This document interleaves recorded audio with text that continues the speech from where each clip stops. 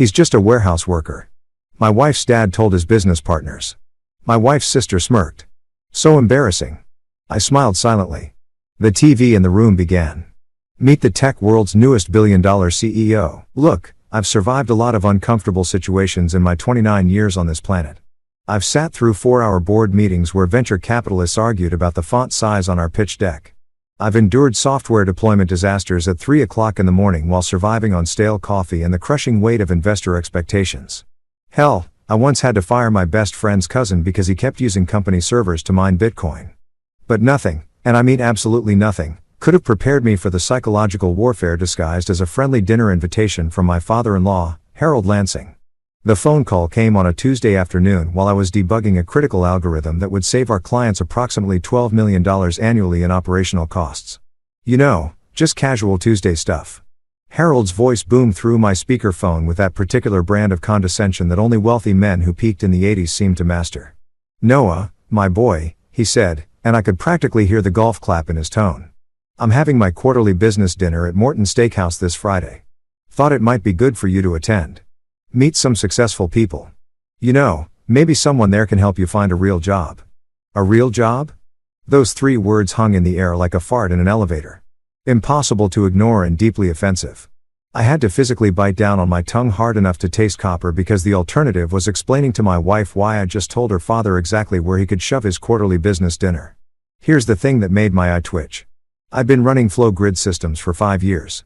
5 entire years of 16-hour days, cold pizza at midnight, and enough stress to give a Buddhist monk anxiety disorder. We had 128 employees who depended on me for their mortgages, their kids' braces, their dreams of actually retiring before they turned 80. We were pulling in $360 million in annual revenue. $360 million. Our client list read like a who's who of national retailers. Companies that Harold probably shopped at without ever wondering how their products magically appeared on shelves. But because I didn't strut around in a 3-piece suit that cost more than most people's cars, because I didn't have some mahogany paneled corner office with my name on a brass plaque. Because I actually preferred hoodies to ties and believed that good ideas mattered more than good cufflinks. Harold Lansing had somehow convinced himself that his son-in-law was basically a glorified forklift operator who'd accidentally stumbled into a job with an email address. In his mind, I probably spent my days moving pallets around some dusty warehouse, maybe updating a spreadsheet if I was feeling particularly ambitious. Definitely not running a billion-dollar logistics optimization platform that was literally revolutionizing supply chain management across 3 continents. The worst part, my wife Sophie had internalized her father's delusion. When I hung up the phone and she asked what Harold wanted, I told her about the dinner invitation. She got that look. You know the one, the expression that says, "Please don't make this difficult for me," mixed with, "I love you, but also my father controls my trust fund." She clasped her hands together like she was about to pray for my soul and said, "Please just smile and don't mention your warehouse thing." My warehouse thing?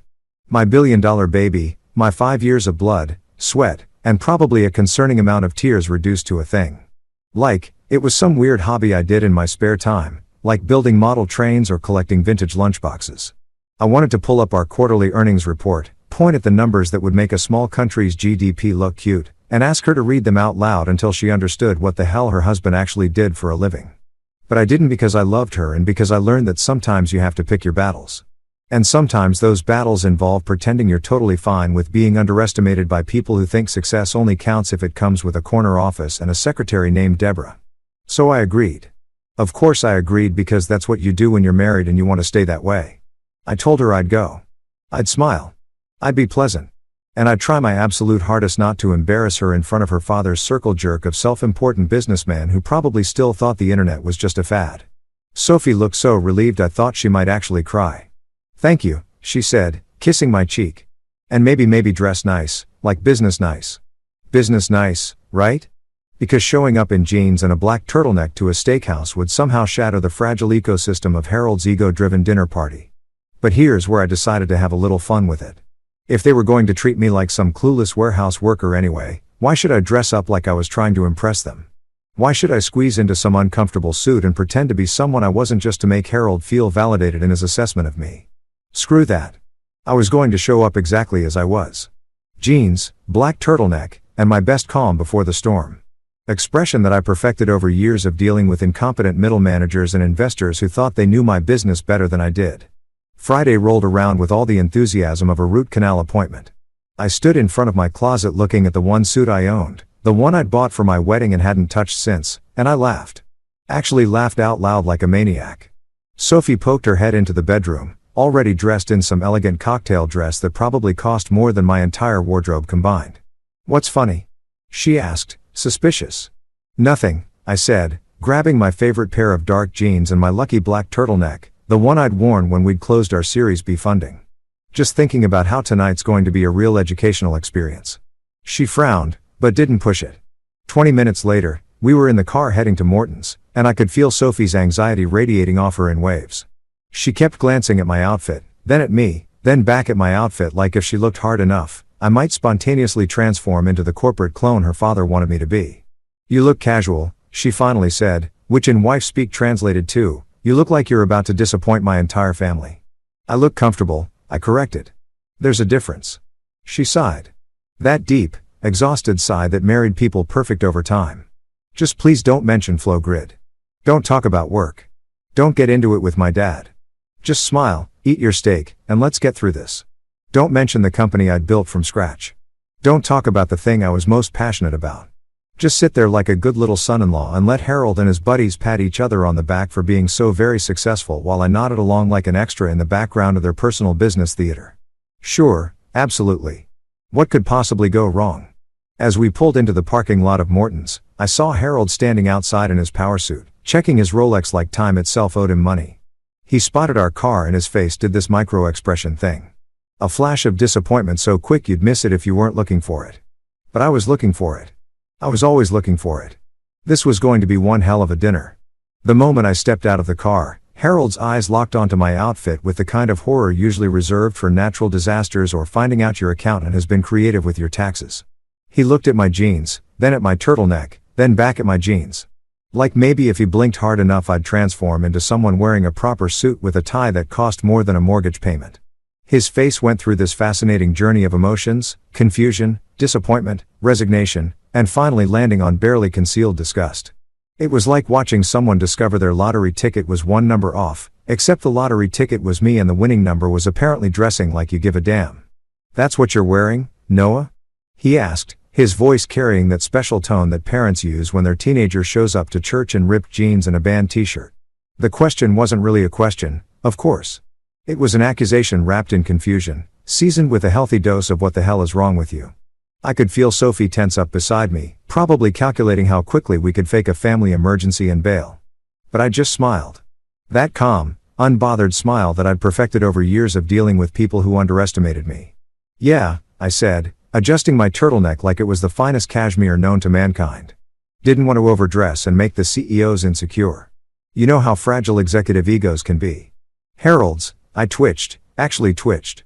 It was beautiful. Sophie grabbed my arm with enough force to cut off circulation, which in marriage language means shut up right now or you're sleeping on the couch for a month, but I was already committed to this bit. If they wanted to treat me like some clueless kid who didn't know how to dress for a business dinner, then fine, I'd play the part and enjoy every second of their judgment. Harold turned without another word and started walking toward the entrance of Morton's, his shoulders rigid with disapproval. I followed Sophie, practically dragging me along, whispering urgent pleas for me to just behave and not make this worse. Worse than what? I wanted to ask. Worse than being introduced as the warehouse guy? Worse than being treated like I peaked in high school? But I kept my mouth shut because I was saving all my commentary for the main event. The restaurant was exactly what you'd expect. Dark wood, low lighting, the kind of place where the steaks cost more than most people's weekly grocery budget, and the wine list requires a sommelier with a PhD to navigate.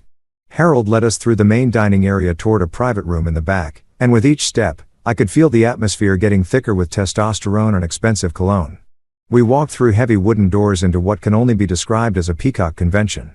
I'm talking about a room full of men who'd clearly spent more time on their hair than I'd spent on my entire wedding vows. Polished hairlines that screamed, "I pay someone $300 for this cut." Watches that could probably fund a small nation's healthcare system. Cuff links that definitely, absolutely, 100% had their own insurance policies. These guys look like they'd been assembled in a factory that produced generic successful businessmen Model 2.0, complete with the same confident posture, the same practiced handshake, and the same ability to talk about golf for 45 minutes without taking a breath. Before I could even process the sheer amount of net worth crammed into one room, Sophie's sister Lydia materialized from the crowd like a designer-clad ghost. She was sipping wine with the kind of casual entitlement that suggested the glass owed her rent. Holding it at that specific angle that screamed, "I went to a liberal arts college and now I have opinions about tannins." Her eyes swept over me from head to toe and I could literally see the judgment forming in real time. It was like watching someone calculate an insult, carrying the snark, adding the sarcasm. "So that's your outfit?" she asked, her voice dripping with enough condescension to drown a small village. It wasn't a question. It was an indictment, an accusation, a formal declaration that I had, in her expert opinion, failed at the basic human task of dressing appropriately. "Yep," I said, popping the P for maximum effect. "My other billionaire outfits at the cleaners. You know how it is. So many galas, so few dry cleaners who can handle that level of fancy." Lydia's face did this thing where she couldn't decide if I was joking or just incredibly stupid. "So," she settled on, eye rolling so hard I worried about her optical health. "So embarrassing," she muttered, just loud enough for me to hear, but quiet enough that she could deny it if confronted. Classic Lydia move. She'd perfected the art of the backhanded comment. The subtle dig, the kind of insult that left you wondering if you should be offended or if you were just being too sensitive. Spoiler alert, you should definitely be offended and you're not being too sensitive. Harold, meanwhile, had started making the rounds, introducing me to his collection of successful friends like I was some charity case he'd taken on. "Gentlemen," he announced with the enthusiasm of someone presenting a particularly disappointing science fair project. "This is my son-in-law, Noah. He works in warehouses." The way he said warehouses made it sound like I'd confessed to a crime, like I'd stood up at a family dinner and announced I was a professional mime or a guy who collected toenail clippings for a living. The men in the room turned to look at me with varying degrees of polite interest and thinly veiled pity. I could see it in their eyes, the mental calculation happening, the quick assessment. Warehouses, manual labor, probably makes $40,000 a year if he's lucky. Poor Sophie marrying down like that. "Actually," I said, keeping my voice pleasant and even, "I build software that manages logistics operations, supply chain optimization, inventory management, route planning, that kind of thing." Harold waved his hand dismissively, like I just tried to explain quantum physics to a toddler. "So, warehouses," he repeated as if I'd confirmed his initial assessment rather than corrected it. The man had the listening comprehension of a brick wall. "Exactly," I said. Because what else was there to say? I could have pulled out my phone and shown them our company website, our client testimonials, the Wall Street Journal article that called us the future of logistics management, but what would be the point? These guys had already decided who I was the moment Harold introduced me. I was the warehouse guy, the son-in-law who'd failed to live up to the Lansing family standards. The disappointing narrative they needed to feel better about their own children's accomplishments. One of Harold's buddies, a guy with silver hair and a tie that probably cost more than my car payment, clapped me on the shoulder with that condescending familiarity that successful men use when they want to seem down to earth. "Honest work," he said, nodding sagely like he'd just imparted some deep wisdom. "Someone's got to keep the economy moving, right? Can't all be CEOs." The irony was so thick I could have cut it with one of Morton's overpriced steak knives, but I just smiled and nodded. "Right," I agreed. "Can't all be CEOs." I caught Sophie's eye across the room, and she looked like she was on the verge of a panic attack, probably imagining all the ways this dinner could go catastrophically wrong. Little did she know, we hadn't even gotten to the good part yet. Harold gestured toward the massive dining table that dominated the private room. It was set with enough silverware to confuse an etiquette expert and wine glasses that looked like they'd shatter if you breathed on them wrong.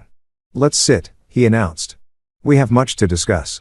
Business, opportunities, the market, of course, business, because that's what successful men do. They gather in expensive steakhouses and discuss the market like it's some mystical entity that only they have the wisdom to understand." I took my seat at the table right between a guy who wouldn't stop talking about his Tesla and another guy who kept checking his phone like he was expecting a call from the president. Sophie sat across from me shooting me warning looks that clearly said, "Please, for the love of God, just get through this dinner without starting a war." But here's the thing about being underestimated, it gives you options. I could sit here quietly, let them talk about their golf handicaps and their stock portfolios, nod along like a good little warehouse worker who was grateful to be in the presence of such successful men. Or I could wait, just wait for the perfect moment because I knew something they didn't know, something that was going to make this the most entertaining dinner Harold Lansing had ever hosted. And as I picked up my menu, pretending to care about the difference between a 12 ounces filet and a 16 ounces ribeye, I couldn't help but smile. This was going to be fun. If you've ever wondered what hell sounds like, Let me paint you a picture. It's a table full of middle-aged businessmen trying to one-up each other about their golf handicaps while simultaneously pretending they understand cryptocurrency. The conversation started the moment our asses hit the overpriced leather chairs. And it was exactly the kind of verbal peacocking you'd expect from men who measure their self-worth in stock portfolios and country club memberships. First up was Gerald, a guy whose hairline had retreated faster than the French army, but who compensated with enough confidence to power a small city. He launched into this absolutely riveting story about how he'd shot a birdie on the 7th hole at Pebble Beach. And I swear to God, he described that golf shot with more passion than most people describe their children's births. The wind was coming in from the northwest, Gerald said, moving his hands like he was conducting an orchestra of invisible golf clubs. And I just knew that if I could get the right arc on my swing, I could clear the bunker and land within 10 feet of the pin. Everyone around the table nodded like he just explained the cure for cancer instead of describing hitting a tiny ball with a stick. Harold was eating it up, chuckling and asking follow-up questions about club selection like it mattered, like Gerald's choice between a 7-iron and an 8-iron was going to change the trajectory of world events. I sat there trying to figure out if this was real life or some elaborate prank show where I was the unwitting star. Then Richard, oh God, Richard, decided it was his turn to contribute to the conversation. And naturally, he steered it toward his Tesla, because of course he did. Every person who owns a Tesla has this uncontrollable urge to tell you about their Tesla within the first 5 minutes of meeting them. It's like a medical condition, you know. Richard said, leaning back in his chair with the smugness of someone who thinks driving an electric car makes them morally superior. My Model S basically drives itself. I was going 75 on the highway yesterday, completely hands-free. It's basically a spaceship. A spaceship. This man just compared his car to a vehicle designed for space travel because it had lane-keeping assistance. I wanted to ask him if his spaceship also came with cup holders and a disappointing resale value, but I bit my tongue. The conversation ping-ponged between these riveting topics, stocks, specifically which ones they were buying and selling like they were day trading geniuses instead of guys with financial advisors doing all the actual work.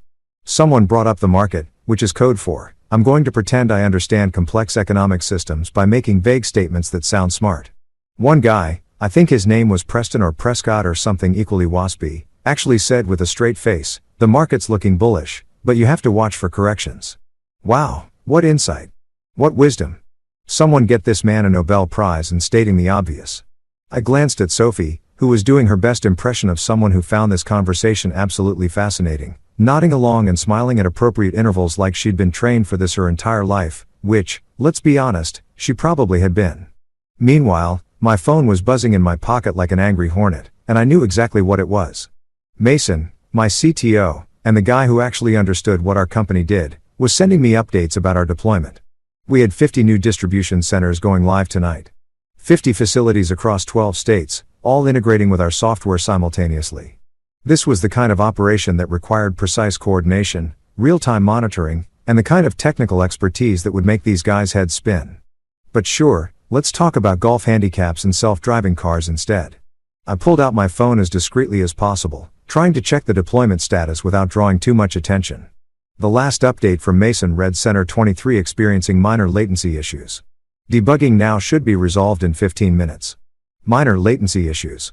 Standard stuff. Nothing I needed to panic about, but definitely something I wanted to keep an eye on. That's when Harold's disapproving voice cut through my concentration like a knife through butter. Noah, can you not play Candy Crush at the table? The entire table went quiet. Everyone turned to look at me like I just pulled out a flask and started doing shots. I looked up from my phone, meeting Harold's judgmental gaze with the patience of a saint. I'm working, I said simply because I was. I was literally managing a multi-million-dollar deployment while these guys discussed their golf swings. But Harold wasn't having it. He did this dismissive handwave thing like he was swatting away a fly or my entire career. Oh, right, he said with a chuckle that made my blood pressure spike. Managing forklifts from your phone. The table erupted in polite laughter, the kind that's designed to make you feel small without being overtly cruel. Lydia, because she apparently hadn't embarrassed me enough earlier, decided to pile on. She took a sip of her wine. Her third glass, not that I was counting, except I totally was, and smirked at me with the kind of malicious glee that only siblings and siblings-in-law can achieve. He's really passionate about his little project, she said, emphasizing little project, like she was talking about a child's lemonade stand or a hobby involving model trains. Sophie, sitting across from me looking like she wanted the earth to open up and swallow her whole, actually chuckled. She chuckled. My own wife, the woman who promised to love and support me in sickness and in health, just laughed along with her sister's condescending comment about my little project. Little project. That little project had hit a valuation of $1.2 billion that very morning. I'd gotten the email from our lead investor at Sequoia Capital at 6 a.m. and I'd been riding that high all day. $1.2 billion. With AB, our quarterly revenue was on track to hit $400 million. We had contracts with 3 of the top 5 national retailers in America. Fortune 500 companies were literally lining up to integrate our software into their operations. We'd been featured in TechCrunch, Bloomberg, The Wall Street Journal, and Forbes. We had job applications coming in from people with PhDs from MIT and Stanford, brilliant minds who wanted to work for my little project. But sure, let's reduce it to a cute hobby that I did in my spare time between managing imaginary forklifts. I put my phone face down on the table and smiled. That same calm smile I'd been wearing all night. Yeah, I said. My little project. It's pretty consuming. Richard, still riding high from his Tesla speech, decided to offer me some sage advice. You know, Noah, there's nothing wrong with warehouse work. It's honest labor. But have you ever thought about moving into management? Getting an MBA? Maybe Harold could probably get you into Columbia. The condescension was so thick I could have spread it on toast. Here was a guy who'd probably inherited his father's company, giving me career advice like I was some lost puppy who needed guidance. An MBA? Sure. Because what my billion-dollar company really needed was for me to take 2 years off and learn about synergy and paradigm shifts from professors who'd never built anything in their lives. I appreciate the suggestion, I said. And I meant it in the same way you appreciate someone telling you your fly is down. Technically helpful information delivered in the most embarrassing way possible. But I'm pretty happy with where I am. Harold jumped in because of course he did. Noah's content with his situation. He explained to the table like I wasn't sitting right there. Not everyone needs to be ambitious. Some people are just happy with steady work. Steady work, right? Because managing a company that was growing at 200% year over year was just steady work. I wondered what Harold would consider ambitious. Maybe if I cured cancer while simultaneously solving world hunger. Even then, he'd probably ask why I wasn't wearing a tie. The waiter arrived with our appetizers. And I'd never been so grateful for a distraction in my life. Shrimp cocktail, oysters, some kind of fancy salad that cost $30 and consisted mostly of air and arugula. Everyone dove in, the conversation shifting mercifully away from me and towards some discussion about real estate investments in the Hamptons. I took the opportunity to check my phone again, shielding the screen with my hand like a teenager hiding their text messages from their parents. Mason's latest update. Latency issues resolved. All 50 centers operational. Deployment success rate 98.7%. I smiled at that 98.7%. In the tech world, that was basically a perfect score. But I couldn't celebrate, couldn't share this victory with anyone at this table because they wouldn't understand. They wouldn't get why I was grinning at my phone, why this mattered, why managing a successful deployment of this scale was a bigger achievement than any golf shot or stock trade they discussed all night. So, I just sat there eating my overpriced shrimp cocktail, listening to Gerald describe his vacation home in Martha's Vineyard with the same enthusiasm most people reserve for their firstborn children. And I waited because I knew something was coming. I could feel it in my bones. That perfect storm of karma and coincidence that was about to make this the most memorable dinner Harold Lansing had ever hosted. And when it hit, oh man, it was going to be spectacular. The main courses arrived with all the ceremony of a royal coronation, massive steaks that probably required their own zip code, lobster tails the size of small dogs, and side dishes that cost more than most people's monthly utility bills. The waiters moved around our table like they were performing surgery, placing each plate with the kind of precision usually reserved for defusing bombs. Everyone made the appropriate appreciative noises. Because apparently when you pay $75 for a piece of meat, you're obligated to act like you've just witnessed a miracle. Gerald actually moaned when he cut into his ribeye, which was both unsettling and exactly the kind of performance I'd come to expect from this crowd. I was halfway through my filet mignon, which for the record was pretty damn good, even if it did cost more than my first car when Robert Crane decided to take an interest in me. Robert was different from the other guys at the table. He was younger, maybe early 40s, and he had this sharp, analytical look in his eyes that suggested he actually paid attention to things instead of just waiting for his turn to talk. He'd been quiet most of the dinner, observing more than participating, which immediately made him the most tolerable person in the room besides me. He set down his fork, wiped his mouth with his napkin like he was preparing for something important, and turned to me with genuine curiosity. "So, Noah," he said, and I braced myself for another condescending question about warehouse management or forklift certification. What exactly do you do at the warehouse? His tone was polite, professionally interested, the kind of question you ask at networking events when you're trying to figure out if someone is worth talking to or if you should excuse yourself to grab another drink. Before I could even open my mouth to answer, before I could explain what I actually did for a living, Harold swooped in like a vulture spotting roadkill. He helps move boxes, Harold announced to the table. And I swear he said it with the same tone you'd use to say he picks up trash on the highway. Or, he's still trying to figure out what he wants to be when he grows up. Harold continued, warming to his topic like a professor giving a lecture on disappointment. Not glamorous, but hey, someone's got to do it. The patronizing smile on his face was absolutely magnificent in its condescension. He looked so pleased with himself, so satisfied with this explanation of my life's work. I could see it in his expression, the pride of a man who'd just successfully explained why his son-in-law was basically a blue-collar worker with delusions of grandeur. Someone's got to do it. Like I was some kind of necessary evil, a cog in the machine of commerce that existed solely to make sure rich people got their Amazon packages on time. I felt Sophie's foot tap mine under the table. A warning, a plea, a desperate message that translated to, please don't make a scene. Please don't embarrass me. Please just let this go. But Robert wasn't done. He tilted his head slightly, studying me with those sharp eyes, and I could see the wheels turning in his brain. And what's your company called? Robert asked, directing the question at me this time, not Harold. It was such a simple question, so straightforward, but it carried weight. Because the question itself implied something that Harold had conveniently ignored, that I had a company, not just a job, not just a position, but a company. My company. I paused for a moment, letting the silence stretch just long enough to be noticeable, and then I said it. Flow Grid Systems. I kept my voice casual, like it was no big deal, like I was just stating a fact as mundane as my eye color or shoe size. But I watched Robert's face carefully, looking for any flicker of recognition, any sign that the name meant something to him. And there it was. His eyes widened slightly, just a fraction, but enough that I noticed. His hand, which had been reaching for his wine glass, stopped mid-motion. For exactly 3 seconds, Robert Crane sat completely still, processing what I'd just said like a computer that had encountered an unexpected error. Then, moving with the deliberate slowness of someone who couldn't quite believe what they were doing, he pulled out his phone. The rest of the table was still talking, still engaged in their discussion about whether the Dow Jones was going to hit 40,000 or whatever arbitrary number made them feel smart, completely oblivious to the fact that everything was about to change. Robert's thumbs moved across his screen, typing with the focused intensity of someone searching for something specific. I knew exactly what he was doing. He was Googling my company. He was fact-checking me, and I loved it. I watched his face go through the most beautiful transformation. First confusion, his eyebrows scrunched together as he stared at his screen.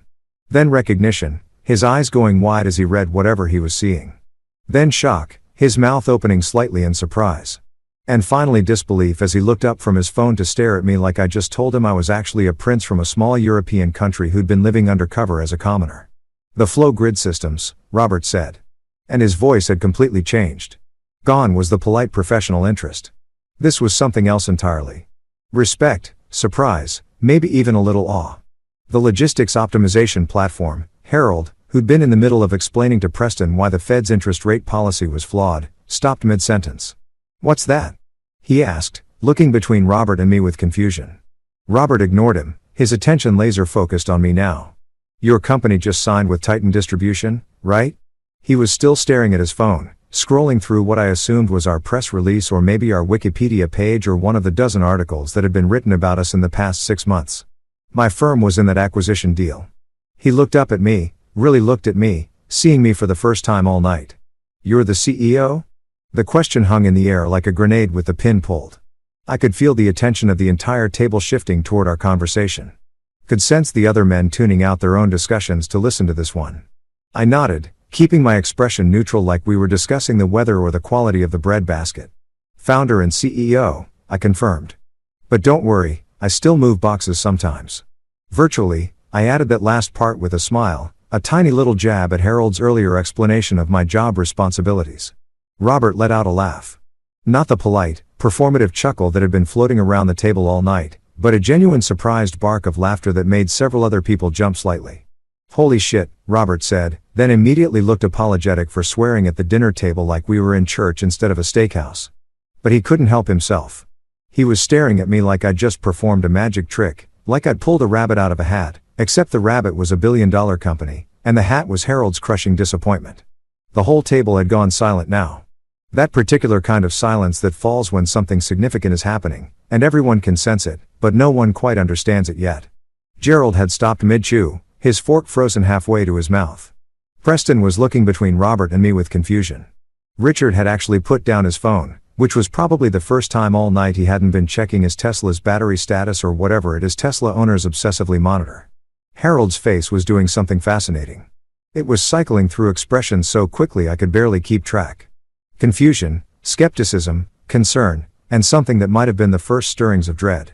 "Robert," Harold said slowly, carefully, like he was talking to someone who might be having a mental breakdown. "What are you talking about?" Robert turned to look at Harold and I could see him trying to figure out how to explain this without making Harold look like a complete idiot. Spoiler alert, there was no way to do that. The situation was what it was. Harold had spent the entire dinner introducing his son-in-law as basically a warehouse janitor.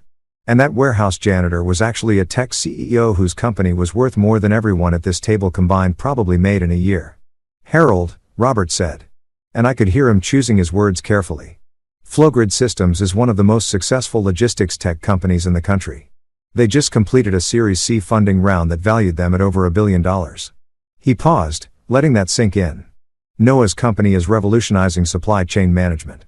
We've been trying to get them to work with our firm for 6 months. The silence that followed was so complete, so absolute that I could hear the kitchen staff clattering dishes 2 rooms away. Every single person at that table was staring at me now, and the expressions ranged from shocked to confused, too. In Lydia's case, absolutely horrified.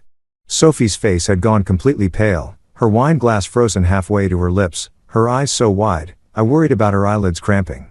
Harold opened his mouth, closed it, opened it again like a fish gasping for air. "$1 billion, he started, then trailed off, unable to complete the sentence.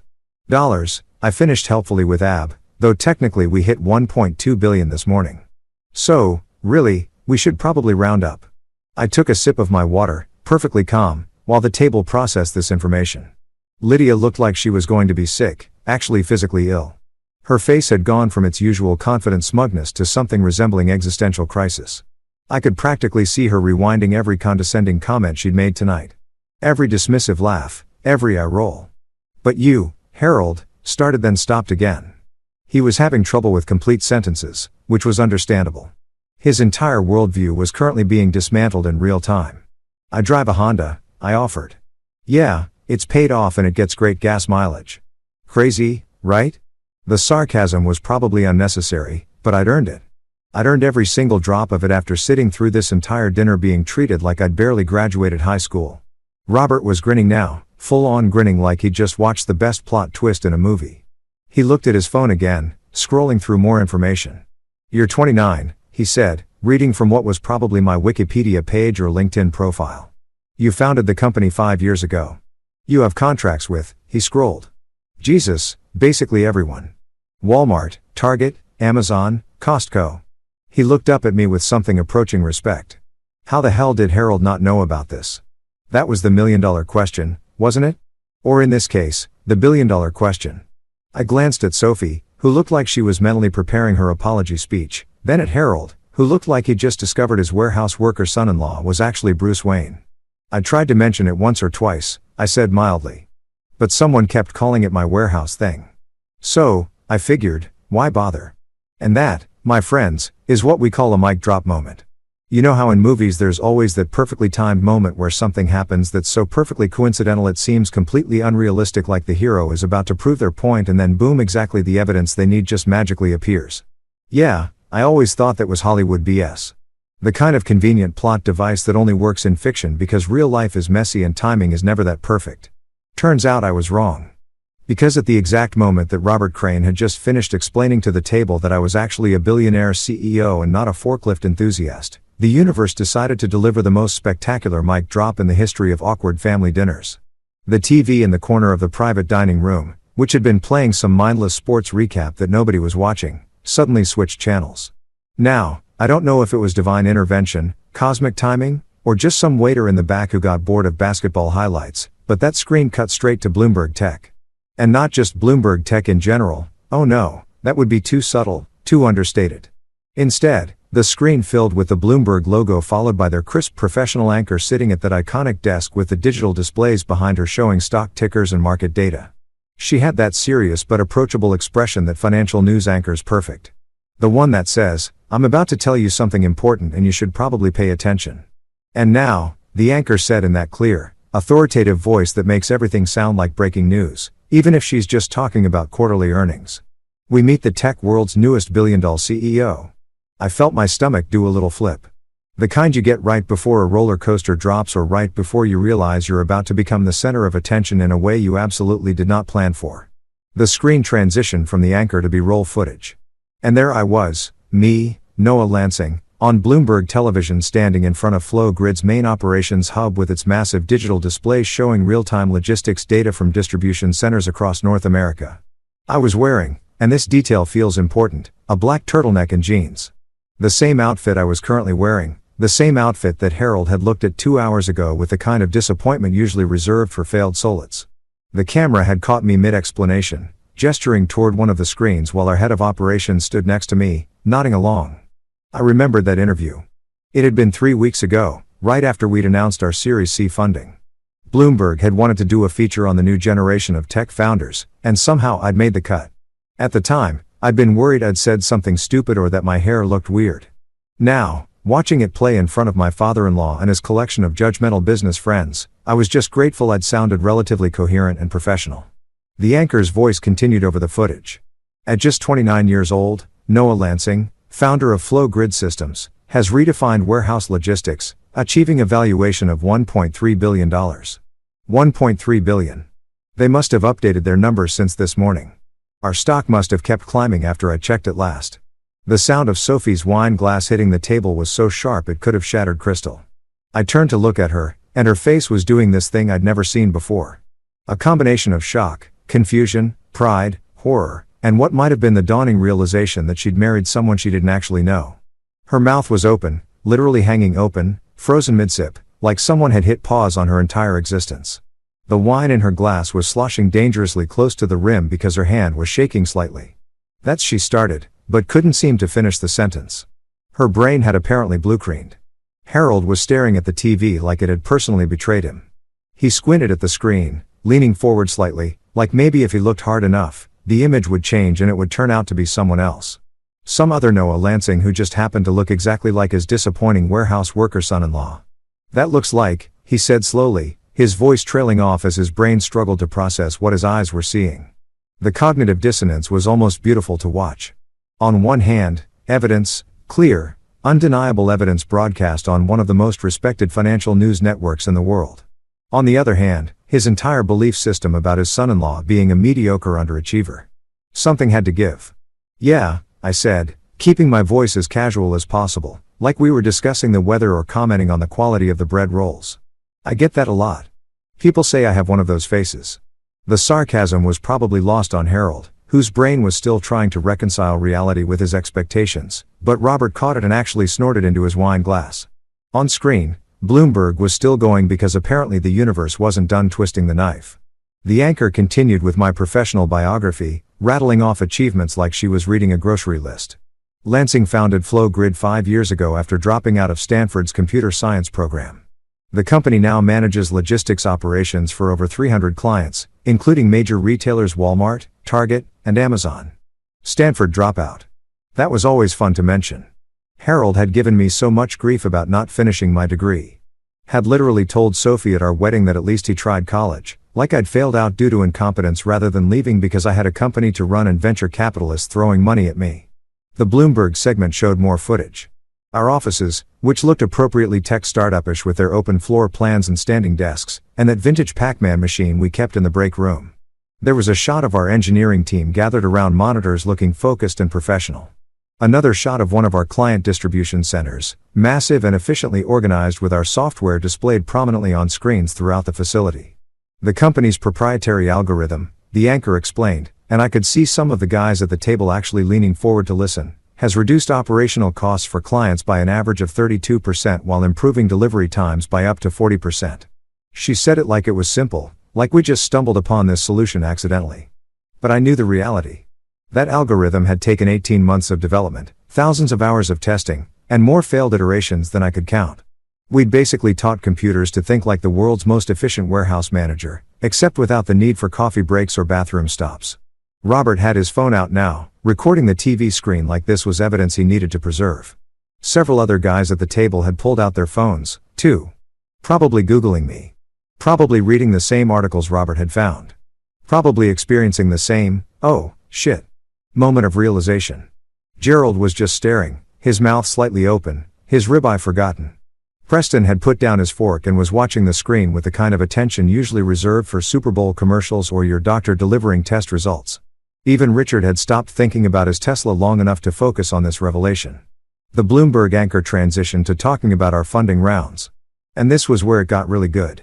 Fluoride has raised over $90 million from top-tier venture capital firms including Sequoia Capital, Andre Horowitz, and Benchmark. She listed them like she was reading off an honor roll. And I could see the recognition in the eyes of the guys at the table. These weren't just random investors. These were the investors, the ones that every startup founder dreams about, the firms that had backed Google, Facebook, Uber, Airbnb, the ones with the Midas touch, and they'd bet on me on my warehouse thing. Recent reports, the anchor continued, and I braced myself because I knew what was coming next, indicate that FlowGrid is in talks for a potential acquisition by Microsoft with preliminary valuations exceeding $2 billion. Okay, so that part wasn't actually confirmed yet. We were in preliminary discussions, very preliminary, the kind of early stage conversations where everyone's just feeling each other out and nothing's certain. But Bloomberg had gotten wind of it somehow, probably from the same source that had leaked half the other tech acquisitions in the past year, and they'd run with it. $2 billion with AB again with the B. That letter was doing a lot of heavy lifting tonight. Harold made a sound that I can only describe as a strangled gasp, like someone had punched him in the stomach and he was trying not to show it. He turned to look at me, really look at me, and I could see him reassessing everything. Every conversation we'd ever had, every dismissive comment, every time he'd introduced me as the warehouse guy or suggested I needed to find a real job, all of it was being recontextualized in real time. And the expression on his face suggested the realization was not comfortable. Lydia, bless her judgmental heart, looked like she was going through the 7 stages of grief simultaneously. Her face had gone from smug to shocked to horrified to something that might have been respect, but looked more like she was trying not to throw up her expensive dinner. Sophie was still frozen, her wine glass still suspended in midair, her eyes moving between the TV screen and my face like she was watching a tennis match. I caught her eye and gave her a little shrug like, surprise honey, your husband isn't actually a failure. She looked like she wanted to say something, probably something along the lines of, why didn't you tell me? Or how did I not know this? But the words weren't coming. Her mouth opened and closed a few times, but no sound emerged. It was like watching a computer try to boot up after a major system crash. The Bloomberg segment wrapped up with one final shot of me standing in front of our logo, looking reasonably professional and psych, while the anchor delivered her closing line. At an age when most people are still paying off student loans, Noah Lansing has built an empire, one optimized warehouse at a time. The screen transitioned to a commercial for some investment firm, and the spell broke. Everyone at the table seemed to exhale at once, like they'd been holding their breath for the entire segment. The silence that followed was so thick you could have cut it with a knife. Nobody was eating. Nobody was drinking. Everyone was just sitting there processing, trying to figure out what the hell they were supposed to say. And me, I just picked up my fork and went back to my steak, which had gotten slightly cold during all the excitement, but was still pretty damn good. So, I sat into the silence, cutting another piece of meat with deliberate casualness. Anyone else want to tell me about their golf handicap? I was really enjoying those stories. Robert was the first one to break the silence, and God bless him for it, because the tension in that room was thick enough to require a machete. He let out this laugh, not the polite, restrained chuckle that business dinners require, but a full-throated, genuine belly laugh that echoed off the wood-paneled walls. He slapped the table hard enough to make the silverware jump and turned to Sophie with this absolutely gleeful expression. You're joking, right? He said, pointing between her and me like we were some elaborate prank. You're married to the FlowGrid guy. The way he said it made it sound like I was some kind of celebrity, which I guess in the tech and logistics world, I kind of was. But hearing it out loud in front of my wife, who just spent the last 2 hours apologizing for my existence, was particularly satisfying. Sophie's mouth was still doing that fish out of water thing, opening and closing without producing actual words. Finally, she managed to stammer out. Well, he never said it was that big. The defense was weak, and we both knew it. I tried to tell her about the company multiple times, but every time I brought up Flow Grid, she'd gotten this glazed look in her eyes, the same expression people get when you try to explain cryptocurrency or the plot of a Christopher Nolan movie. She'd pat my hand and say something like, "That's nice, honey," before changing the subject to something she actually cared about, like her book club or whether we should repaint the living room. And when her family asked what I did, she'd just say something with warehouses because that was easier than trying to understand or explain the actual complexity of supply chain optimization software. I leaned back in my chair, absolutely savoring this moment, and looked at Sophie with the kind of loving exasperation that only comes from being married to someone who doesn't listen. "Sweetheart," I said, keeping my voice gentle but loaded with just enough sarcasm to make my point. "You told me not to embarrass you tonight. Mission accomplished." The irony was beautiful. She'd been so worried about me embarrassing her by being too casual, too unprofessional, too much of a disappointment in front of her father's successful friends. And now here we were with her being embarrassed for completely different reasons. Mainly that she'd been married to a billionaire CEO for 2 years and somehow never bothered to figure that out. Harold's friend Peter, who'd been quiet most of the night, probably because he was the only one smart enough to realize he didn't know everything, was furiously scrolling through his phone. His eyes were scanning the screen with the intensity of someone cramming for a final exam. "Bloomberg says, you raised $50 million from Sequoia," he said, looking up at me with something approaching awe. Sequoia Capital. Just saying that name in tech circles is like dropping the mic. They'd backed Apple, Google, YouTube, Instagram, basically every company that had ever mattered. And they'd backed us.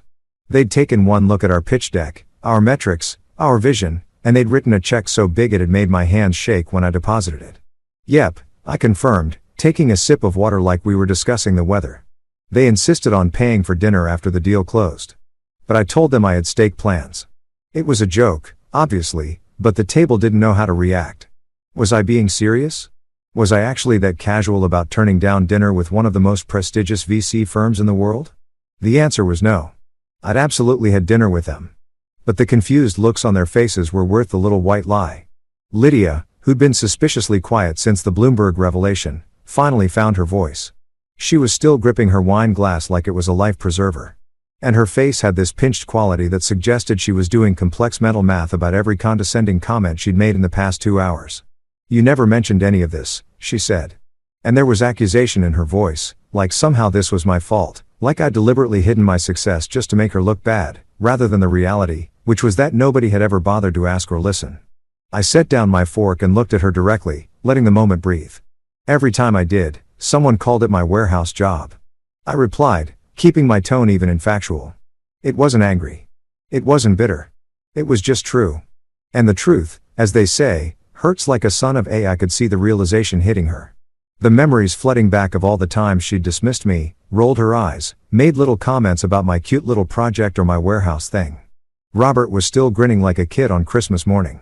He pulled up our company website on his phone and was scrolling through it with genuine interest. "Classic," he said, shaking his head with admiration. "This is absolutely classic. You've been sitting here all night letting Harold introduce you as a warehouse worker while you're actually..." He checked his phone again. Forbes 30 under 30 TechCrunch headline, Wall Street Journal front page. He looked at me with new respect. How did they not know? It was a fair question. How does someone's family not know they're successful? But the answer was simpler than people wanted to admit. Because they never asked. Because they'd made assumptions based on how I dressed and where I didn't work. And those assumptions were more comfortable than the truth. Gerald had finally recovered enough to speak, though he looked like someone had just explained to him that his golf trophy was actually plastic. "Wall Street Journal," he repeated weakly. "You were in the Wall Street Journal?" I nodded. "Front page of the business section. Actually, they did this whole piece on how we're disrupting traditional logistics models. It was pretty cool. My mom bought like 15 copies. That detail seemed to humanize me somehow. And I saw a few guys smile at that because at the end of the day, no matter how successful you are, your mom is still your mom and she's still going to brag about you to everyone at her book club." The table had completely transformed. Gone were the condescending smiles and the polite dismissals. Now everyone was looking at me like I was a different person entirely, which was hilarious because I was literally the same guy who'd walked in 2 hours ago. Same jeans, same turtleneck, same face. The only thing that had changed was their perception, and watching that shift in real time was more satisfying than any steak Morton's could serve. Harold looked like he'd aged 10 years and 10 minutes. His confident, dismissive demeanor had crumbled, replaced by something that looked uncomfortably like regret mixed with panic. And the night was still young. The universe, apparently deciding that one cosmic coincidence wasn't enough for the evening, delivered round 2 right on schedule. Harold's phone, one of those obnoxiously expensive smartphones that he was always bragging about having the latest model of, started buzzing on the table with that aggressive vibration that suggests someone really needs to talk to you right now. He glanced down at the screen and I watched his face do something fascinating. It went from confusion to recognition to what I can only describe as pure unfiltered panic. The kind of expression you get when you realize you've made a terrible mistake and the bill is about to come due. "It's Charles," Harold muttered more to himself than to anyone at the table, staring at his phone like it had just grown teeth. "Charles from Columbia Business School." He said it with the kind of reverence people usually reserve for religious figures or celebrities, and I knew exactly who he was talking about. Charles Whitmore, Dean of Columbia Business School, one of the most prestigious business programs in the country, and coincidentally, someone I'd had several very pleasant conversations with over the past 6 months. Harold answered the call, holding up one finger to the table in that universal gesture of, "Give me a minute. This is important." He stepped away from the table slightly, pressing the phone to his ear, and I could hear his side of the conversation, even though he was trying to be discreet. "Charles, good to hear from you. What's yes?" "Yes. I'm at dinner right now." "What? Oh, yes. Noah's right here." Harold's eyes snapped to me wide with something between confusion and dawning horror. "Your donation?" His voice went up at the end, turning it into a question, like maybe he'd misheard, like maybe Charles was talking about a different Noah. "Confirm the yes, he's my son-in-law." "Wait, what donation are we talking about exactly?" I took another bite of my steak, chewing slowly, watching Harold's face cycle through expressions like a slot machine. This was even better than I'd imagined. I'd made the donation to Columbia 3 months ago, specifically to their entrepreneurship program, because I'd wanted to give back to the business school community and help fund resources for students trying to start their own companies. Columbia had been my second choice for business school before I decided to drop out of Stanford entirely and focus on Flow Grid. The donation had been substantial. Okay, very substantial, but I'd done it quietly without fanfare because that's how I preferred to handle my charitable giving. Harold's hand was shaking slightly as he held the phone. $1.2 million, he said, his voice strangled like someone was physically squeezing his throat. "For the entrepreneurship grant program, I see." No, of course. "We'll confirm." "Yes, thank you, Charles. We'll talk soon." He ended the call and just stood there for a moment, phone in hand, staring into the middle distance like he was having an out-of-body experience. The table had gone silent again. Apparently, we were making a habit of these dramatic pauses, and everyone was watching Harold's meltdown with the kind of morbid fascination usually reserved for car accidents or reality TV. Lydia, who'd been taking a long drink of wine, probably to cope with the evening's revelations, actually choked, like full-on sputtered and coughed. Wine probably going down the wrong pipe. "You donated $1 million?" She gasped out between coughs, her eyes watering. Her makeup, which had been perfect earlier, was starting to run slightly from the coughing-induced tears. And I'd never seen her look less composed. It was glorious. "Technically 1.2. I corrected because accuracy matters. But who's counting?" I shrugged like we were talking about donating $20 to a GoFundMe. Not over $1 million to one of the country's top business schools. Columbia is doing great work with their entrepreneurship program. They needed funding for student resources, mentorship programs, startup seed money. It felt like the right thing to do. Robert had gone back to his phone, scrolling with increased fervor, and he let out a low whistle. "Dude," he said, and the casualness of the word dude at this formal business dinner somehow made it more impactful. "Your Forbes 30 Under 30 TechCrunch headline, Wall Street Journal front page. How did they not know?" He gestured around the table, indicating the collective ignorance of my in-laws and their business associates. It was a question I'd been asking myself for years, honestly. How do you live with someone, be married to someone, be related to someone, and not know basic facts about their life? The answer, I'd learned, was simple. You don't ask. You make assumptions, and then you never bother to check if those assumptions are correct. Family group chats are complicated, I said with a half smile, which was the understatement of the century. Our family group chat was a wasteland of ignored messages and changed subjects. Anytime I tried to share news about Flow Grid, a new funding round, a major client, an industry award, the conversation would immediately pivot to something else. Sophie's mom would post a picture of her cat. Lydia would ask about restaurant recommendations. Harold would share some article about the stock market. It was like my messages existed in a parallel dimension that nobody else could see. After a while, I just stopped trying. What was the point of sharing your achievements with people who'd already decided you weren't achieving anything worth noting? Suddenly, Harold stood up from his position near the wall where he'd taken the call. He cleared his throat with the kind of theatrical formality that suggested he was about to make a speech. And oh boy, was I ready for this. The entire table turned to look at him. Forks paused mid-bite, wine glasses frozen in mid-air. Everyone, Harold began, his voice carrying that forced joviality of someone trying to save face after a catastrophic error in judgment. I owe my son-in-law an apology. The words looked like they physically pained him to say, like each syllable was a small knife wound. Turns out he's not just a warehouse worker. He paused for what I assume he thought was dramatic effect. He owns the warehouses. It was such a Harold thing to say. Even in his apology, he had to make it about ownership, about possession, about the metrics of success. He understood. I could have let it slide. Could have just nodded and accepted the apology gracefully. But where's the fun in that? Technically, the software that runs them, I corrected, keeping my tone light and educational, but close enough. It was a small correction, but an important one. I didn't own warehouses. That would make me a real estate mogul. I own the technology that made warehouses run efficiently, that saved companies millions of dollars, that revolutionized how products moved from manufacturers to consumers. The distinction mattered, at least to me. Preston, who'd been quiet for most of the dinner, but was apparently now feeling brave enough to speak up, leaned forward with his elbows on the table. So, the Bloomberg segment said, "You're in acquisition talks with Microsoft?" It was phrased as a question, but it was really a request for confirmation, for validation, for more details about something so massive it probably kept him up at night just thinking about it. I nodded slowly because yes, we were in talks with Microsoft, but those talks were preliminary and confidential and definitely not something I should be discussing at a dinner table with people I barely knew. But the cat was already out of the bag, scratching up the furniture and knocking over expensive vases. Early stages, I said, choosing my words carefully. They're interested in integrating our logistics platform with their Azure cloud services would be a good fit for both companies.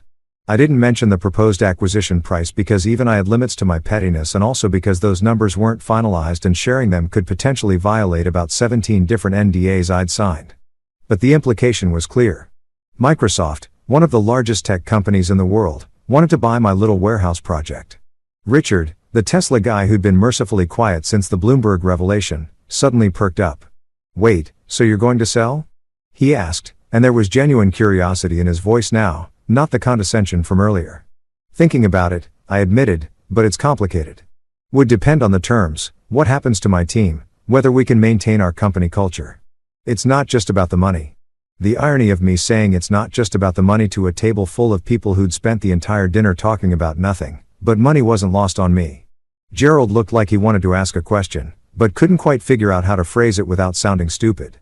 Peter was still scrolling through his phone, probably reading every article ever written about Flow Grid, trying to catch up on 2 years of tech news he'd apparently missed. And Harold just stood there looking at me like he was seeing me for the first time. Really seeing me and realizing that maybe, just maybe, he'd completely misjudged his son-in-law. Sophie finally found her voice, though it came out smaller than usual. "Noah, why didn't you tell me it was this big?" It was a fair question, and I could hear the hurt underneath it. The confusion of someone realizing they'd been living with a stranger.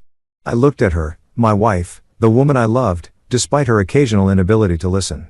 And I softened slightly. "I tried soft," I said gently. "But every time I brought it up, someone in your family called it my warehouse thing, and you changed the subject." After a while, I just stopped trying. The truth of that statement hung in the air, uncomfortable and undeniable. And I watched her process it. Watched her realize that maybe she bore some responsibility for not knowing about her own husband's life. Dinner wrapped up with all the awkwardness of a high school reunion where everyone's pretending they're more successful than they actually are, except in reverse. The guys who'd spent the entire evening peacocking about their golf games and stock portfolios were now trying to subtly ask me for business cards, investment opportunities, or just to pick my brain sometime, which is code for please give me free consulting. I handed out exactly 0 business cards because I'm not an idiot and I know what "let's grab coffee sometime" really means when it comes from people who ignored you for 2 hours straight. The meal ended with an uncomfortable amount of handshaking and backslapping, with everyone suddenly treating me like I was their long-lost best friend instead of the warehouse guy they'd been patronizing all evening. Sophie had gone quiet, which was concerning because my wife was many things, but quiet was rarely one of them. She sat in the passenger seat of our Honda Civic. Yes, the same Honda Civic that I'd driven to a billion-dollar business dinner, staring out the window like she was processing the meaning of life or trying to figure out how she'd married a stranger. I was about to start the car and escape this nightmare of a parking lot when I heard footsteps approaching. Heavy, deliberate footsteps that belonged to someone who decided they needed to have a talk. I already knew who it was before I looked up. Harold's face appeared at my window, slightly red from the wine and the embarrassment, and he made that universal hand-rolling gesture that means roll down your window. "We need to talk." I sighed, pressed the button to lower the window, and prepared myself for whatever version of reconciliation or damage control Harold was about to attempt. He stood there for a moment, looking at my car with the kind of expression usually reserved for observing a historical artifact in a museum. "You really drive a Honda?" he asked. And there was genuine confusion in his voice, like he just discovered I lived in a cardboard box or ate ramen for every meal. It wasn't judgment exactly, more like bewilderment that someone with my net worth would choose to drive a vehicle that cost less than his monthly country club dues. "Yeah," I confirmed, patting the dashboard affectionately. "It runs unlike your investments in crypto last year." Okay, so that was a low blow, but Harold had spent last Thanksgiving explaining to the entire family how he was getting in early on some cryptocurrency that was definitely going to be the next Bitcoin, and then proceeded to lose about $40,000 when it turned out to be a scam run by a guy in his mom's basement. I tried to warn him. I'd sent him articles. I'd explained the red flags. But Harold had that special kind of confidence that comes from being successful in one field and assuming it translates to every other field. So he'd ignored me. The crypto had crashed. Harold had never mentioned it again. And I'd filed that information away for future use. Future use being right now. Apparently Harold's face did this complicated thing where he clearly wanted to be offended but also knew he deserved that jab. He settled on a sort of resigned sigh. The sound of a man who'd lost the moral high ground and knew it. "Fair point," he admitted, which might have been the first time I'd ever heard him admit he was wrong about anything. "Look, Noah," he trailed off, searching for words, and I could see him struggling with the unfamiliar territory of eating humble pie. "Can I be honest with you?" I almost laughed at that as opposed to all the dishonesty so far, but I kept my face neutral and just nodded. "Sure, Harold. Honesty sounds great." He leaned against my car, my perfectly functional, paid-off Honda that had served me faithfully for 5 years, and looked up at the night sky like he was searching for divine guidance. "I thought you were a screw-up," he said bluntly. And wow, okay, we were really going for honesty here. Sophie's my youngest daughter, and when she told me she was marrying some guy who worked in warehouses and dressed like a college student, I thought she was making a mistake. There it was. The truth I'd always suspected, but he'd never actually voiced. Harold Lansing thought his daughter had married down. Thought she'd settled for some blue-collar worker who'd never amount to anything, who'd drag her down from the Lansing family's carefully cultivated social status. "I spent the last 2 years trying to help you," Harold continued. And I could hear the genuine conviction in his voice, which almost made it worse. "The networking dinners, the job suggestions, the introductions to people who might hire you. I thought I was being a good father-in-law. I thought I was giving you opportunities you couldn't get on your own. The road to hell, they say, is paved with good intentions." And Harold had apparently been speedrunning that journey. He genuinely believed he was helping me, saving me from my mediocre existence, when in reality, he'd just been too arrogant to ask basic questions about what I actually did for a living. It would be funny if it wasn't so sad. "And instead," I said, finishing his thought, "you were being condescending to someone who didn't need your help." Harold nodded, looking more deflated than I'd ever seen him. "Yeah, pretty much." He ran a hand through his silver hair. The same hair he probably spent a fortune maintaining at some upscale salon. "I'm sorry, Noah. Really, I judged you without knowing anything about you, and I was wrong." It was a decent apology, all things considered. No excuses, no justifications, just an admission of wrongdoing. I could respect that, even if I was still annoyed about the 2 years of subtle insults and patronizing dinner conversations. "I appreciate the apology," I said, and I meant it. "But Harold, you could have just asked. At any point in the last 2 years, you could have asked me what I actually did instead of assuming." He winced at that, which was fair. "You're right. I should have. You dress so casually and you're so young and you never talk about work at family dinners because every time I tried someone changed the subject I pointed out and I dress casually because I work in tech. Have you seen what Mark Zuckerberg wears? Steve Jobs literally wore the same outfit every day. The turtleneck isn't a fashion choice. It's an industry standard." Harold actually smiled at that. A small genuine smile. "Fair enough. I suppose I'm old-fashioned. In my day, successful people wore suits. In your day, people also thought smoking was healthy and that the internet was a fad. I countered. Times change, Harold. He laughed at that. A rare laugh, and some of the tension dissipated. They certainly do. He paused, seeming to gather courage for something. Noah, I know I don't have any right to ask this after tonight, but could I visit your office sometime, see what you've built?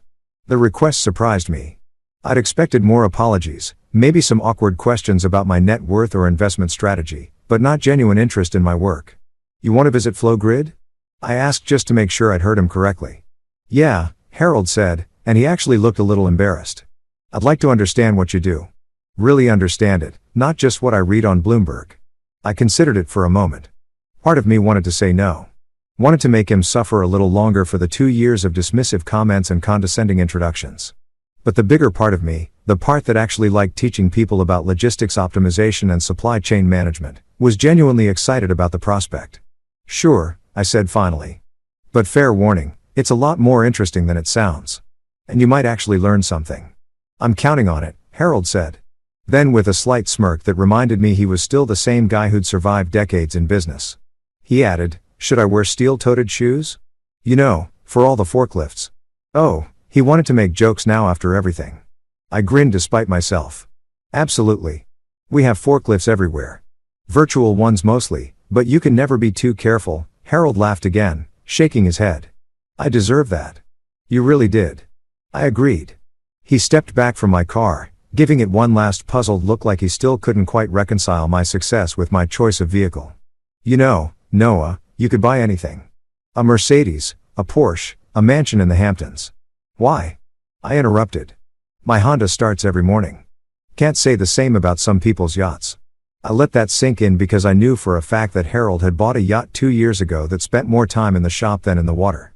His face told me he got the reference. Touch touché, he said. Although in my defense, boats are notoriously temperamental. So I've heard, I said dryly. Along with crypto investments and assumptions about your son-in-law, Harold held up his hands in surrender. All right. I get it. I screwed up multiple times. Can we move past this? I thought about it for a moment, watching him stand there in the parking lot looking genuinely contrite, and I realized that yeah, we probably could. Holding grudges took energy, and I had better things to do with my time than stay mad at my father-in-law for being an autofouch snob. We can move past it, I agreed. But I'm never letting you forget the warehouse worker comment. That's going in my toast at the next family gathering, Harold groaned. Great. Something to look forward to. Oh, absolutely, I said cheerfully. I'm thinking PowerPoint presentation. Maybe some charts showing the correlation between assumptions and looking like an idiot. You're enjoying this too much, Harold said, but he was smiling. I really am. I admitted it's been a therapeutic evening. He laughed, shook his head one more time, and stepped back from the car. Good night, Noah. Drive safe. And thank you for being gracious about all this. Good night, Harold. See you at the office tour. I rolled up my window and finally started the car. Sophie, who'd been silent through the entire exchange, finally turned to look at me. That was nice of you, she said quietly, letting him visit the office. I shrugged, pulling out of the parking space. He's your dad, and honestly, I think seeing what we actually do will be good for him. Might expand his perspective a little. You mean humble him? Sophie said, a slight smile playing at her lips. Potato, I replied, and she actually laughed. It was the first real laugh I'd heard from her all evening, and it felt good. The drive home was quiet, but it was a different kind of quiet than before. Not tense, just contemplative. And as I drove my perfectly functional Honda through the streets, I couldn't help but smile. Tonight had been exhausting, awkward, and deeply satisfying in equal measure. But it wasn't over yet. The moment I pulled into our driveway, my phone exploded. And I don't mean that figuratively. I mean it literally started buzzing so aggressively, I thought it was having a seizure. Notifications were flooding in like a tsunami of digital chaos. Investors congratulating me on the Bloomberg feature, clients asking if the Microsoft acquisition rumors were true, journalists requesting interviews, LinkedIn connection requests from people I'd never heard of, and about 47 texts from people who suddenly remembered they knew me after seeing my face on financial television. It was overwhelming in that uniquely modern way where you're simultaneously flattered and exhausted by the attention. But scrolling through all of it, past the venture capitalists, past the Fortune 500 executives, past the reporters from TechCrunch and Forbes, there was only one message I actually cared about. Mason Chun, my CTO and the person who'd been with me since day one when Flow Grid was just an idea scribbled on a whiteboard in my apartment, had sent a text that made me grin like an idiot. Deployment complete. 0 errors. All centers online teams celebrating at Murphy's. Get your billionaire ass down here. Murphy's Bar was this dive about 3 blocks from our office. The kind of place that served beer and plastic cups and had peanut shells on the floor and absolutely zero pretension. It was the polar opposite of Morton Steakhouse. And right now, that was exactly what I needed. I looked at Sophie, who was still processing the evening's revelations with the shell-shocked expression of someone who just discovered their spouse had a secret identity. I need to go check on the team, I said, already knowing what her response would be. She blinked at me, confusion crossing her face. Now it's almost 10 o'clock. Yeah, we just completed a major deployment. 50 distribution centers went live tonight while I was eating overpriced steak and being insulted by your family. My team pulled it off perfectly and they're celebrating. I should be there.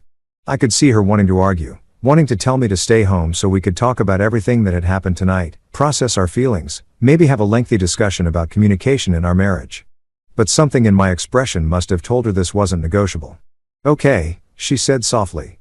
Don't stay out too late. No promises, I replied, already changing out of my dinner clothes and into my natural habitat. Jeans, a hoodie, and sneakers that had seen better days. 20 minutes later, I walked into Murphy's Bar and was immediately hit with the glorious chaos of tech people celebrating a successful launch. The place was packed with my team, engineers still wearing their Flow Grid hoodies, analysts gesturing wildly while explaining something technical. Our operations manager, Katie, doing a shot while the QA team cheered her on. This was my real family. These were the people who actually understood what I did, who knew the difference between an API and an algorithm, who'd worked alongside me through countless all-nighters and impossible deadlines.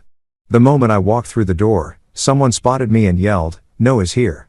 And suddenly, I was engulfed in a wave of high fives, back slaps, and enthusiastic greetings that felt more genuine than anything I'd experienced at Harold's dinner. Mason appeared from the crowd holding 2 beers, one of which he shoved into my hand with a grin that suggested he was already several drinks ahead of me. The man of the hour, he announced loudly, raising his beer in a toast. The warehouse worker who built a unicorn.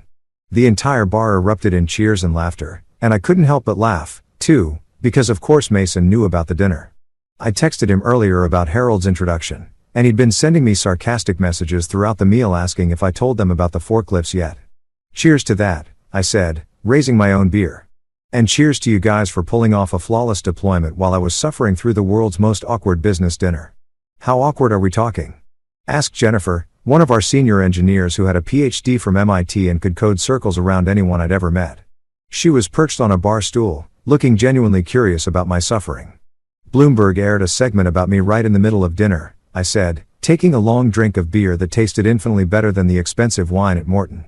My father-in-law had spent the entire evening introducing me as a warehouse worker, and then suddenly I'm on TV being called a billionaire CEO. The team absolutely lost it. People were laughing so hard they were crying, and Mason had to lean against the bar to keep from falling over. No way, gasped Katie between laughs. That actually happened. That's like something out of a movie. Oh, it gets better, I said, warming to my audience. Right after the Bloomberg thing, Harold gets a call from Columbia Business School asking to confirm my $1.2 million donation to their entrepreneurship program. More shocked laughter, more disbelief. Your father-in-law didn't know you donated over $1 million to Columbia? Jennifer asked, her eyes wide. My father-in-law didn't know I had over $1 million, period. I corrected. He thought I was one step above unemployed.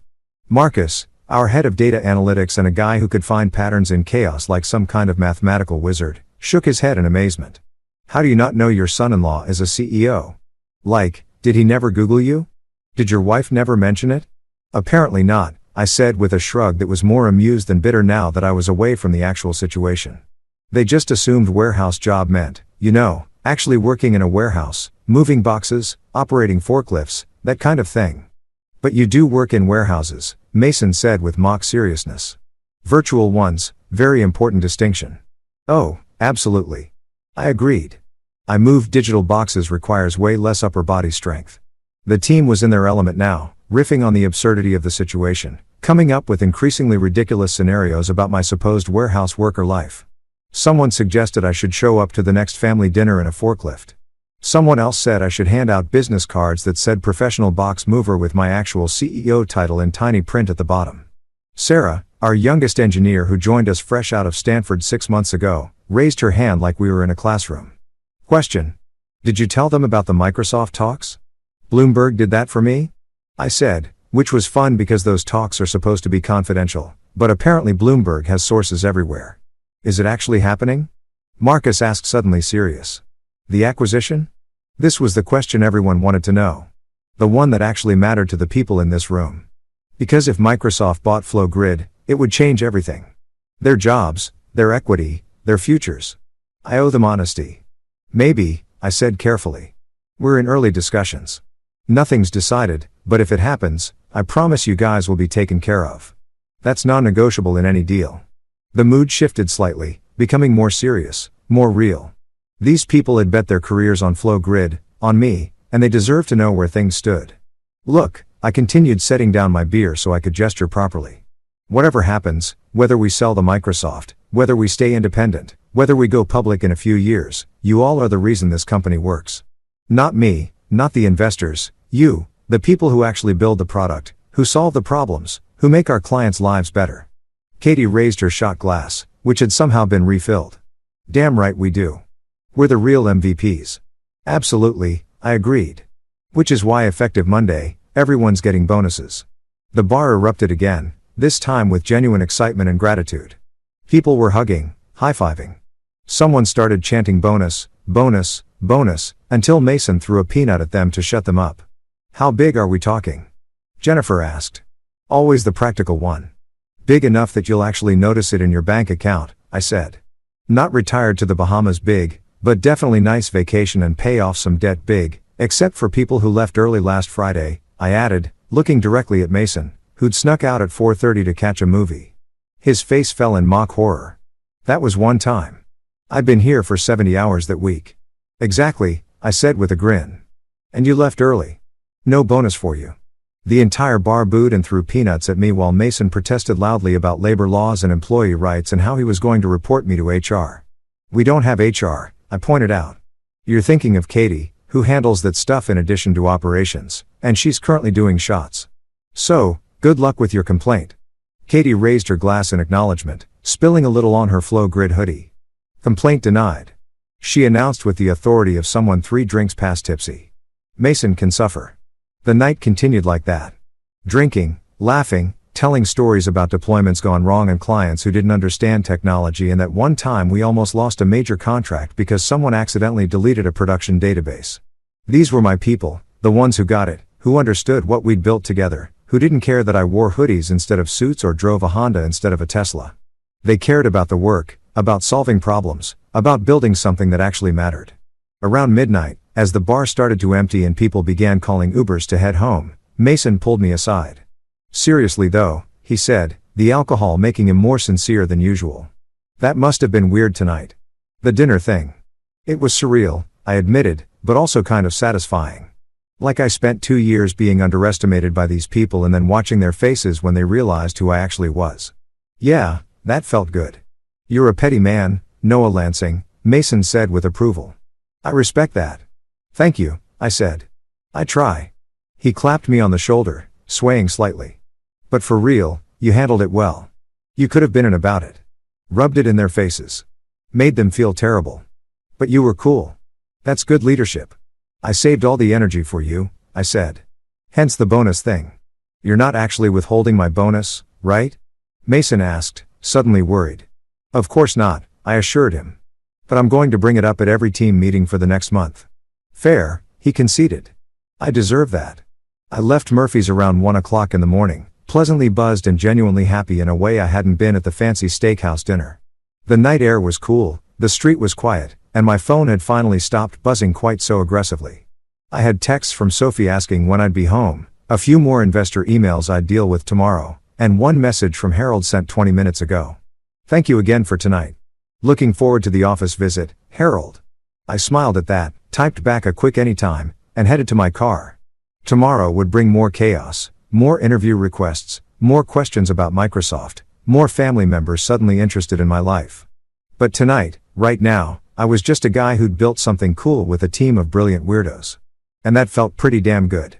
I got home around 2 o'clock in the morning trying to be quiet as I fumbled with my keys at the front door, only to find Sophie waiting up for me on the couch. She was still in her dinner dress, a glass of wine in hand, her fourth or fifth of the evening if I had to guess. And she had that look on her face. You know the one, the we need to talk, and I've been rehearsing this conversation in my head for the past 3 hours. Look. I braced myself for the discussion I'd been avoiding all night. The one where she asked me why I never told her about the scope of my success, why I let her and her family think I was basically nobody. Why our entire marriage might have been built on a foundation of miscommunication and assumptions. But instead of launching into the speech I could see forming behind her eyes, Sophie just looked at me for a long moment and said, "I'm sorry." Those 2 words hung in the air, simple and unexpected, and I felt something shift in my chest. I should have listened, she continued, setting down her wine glass with deliberate care. You tried to tell me about Flow Grid, about what you were building, and I didn't pay attention. I thought it was boring tech stuff, and I didn't realize that boring tech stuff was actually changing entire industries. She laughed, but it was tinged with sadness and embarrassment. I'm married to someone I don't actually know. That's pretty messed up, isn't it? I sat down next to her, still smelling like Murphy's Bar, beer and peanuts, and the kind of honest celebration that doesn't require expensive wine. It's not entirely your fault, I said, because it wasn't. I could have been more insistent. Could have made you sit down and actually understand what I was doing instead of just accepting that you weren't interested. But I should have been interested, Sophie countered. You're my husband. Your work is important to you, and I just dismissed it. Like, it didn't matter. She picked up her phone from the coffee table and showed me the screen. She'd been reading articles about Flow Grid, TechCrunch, Bloomberg, Forbes, The Wall Street Journal. Piece I'd mentioned at dinner. I've been reading about you for the past 2 hours, she said. About my own husband. That's insane. Better late than never. I offered with a slight smile and she laughed again. This time more genuinely. I told Dad and Mom everything after you left, Sophie said. Well, everything I learned from Google, which is apparently more than I learned in 2 years of marriage. She paused, scrolling through her phone. Mom called Lydia crying. Happy crying. I think she kept saying, our son-in-law is on Bloomberg. Like it was the greatest achievement in family history. I could picture that scene perfectly. Sophie's mother, who'd always been kind to me, but clearly worried her daughter had married someone without prospects, suddenly realizing that her son-in-law was more successful than anyone else in the family combined. And Lydia? I asked, genuinely curious about how my sister-in-law was handling the revelation. Lydia locked herself in her room and won't come out. Sophie said with a smirk. I think she's dying of embarrassment. She sent me a text that just said, I'm never showing my face at family dinner again. Dramatic, I commented, but fair. My phone buzzed again. It hadn't really stopped buzzing since I'd left Murphy's, and I glanced at the screen to see another text from Sophie, except she was sitting right next to me. I looked at her confused, and she gestured to my phone. Read it, she said. I opened the message. Dad told Mom. Everyone's shocked. They're proud. I'm sorry I didn't believe in you sooner. I looked up from my phone to see her watching me. Vulnerable in a way I hadn't seen in a long time. I mean it, she said softly. I'm really sorry, Noah. You deserved better than being treated like your work didn't matter. It's okay, I said, and I meant it. The anger and frustration I'd felt during dinner had mellowed into something more manageable, more forgiving. You just married your own case study and not judging books by their covers. She smiled at that, a real smile that reached her eyes. I guess I did. She leaned her head on my shoulder and we sat like that for a moment in comfortable silence, the kind that only comes after you've survived something weird and difficult together. So Sophie said eventually, are you actually going to sell to Microsoft? Maybe, I said. Honestly, it's complicated. On one hand, it's a lot of money and great resources for the team. On the other hand, I like being independent, making my own decisions, not having to answer to corporate overlords. Whatever you decide, Sophie said. I support you even if I don't fully understand the technical details. That's all I ask. I said, well, that and maybe occasionally listening when I talk about work. Deal. She agreed. But you have to explain it in terms I can understand. Use analogies. Compare it to shopping or reality TV or something I actually know about. I'll work on my metaphor game, I promised. My phone buzzed again. Jesus, didn't these people sleep? But this time, it was worth checking. Mason had sent a photo from Murphy's. The entire team crowded into the frame, drinks raised, grinning like idiots with the caption, "The real MVPs," followed by about 15 emojis. I showed it to Sophie. "That's my team," I said. "The people who actually make Flow Grid work, they look happy," she observed.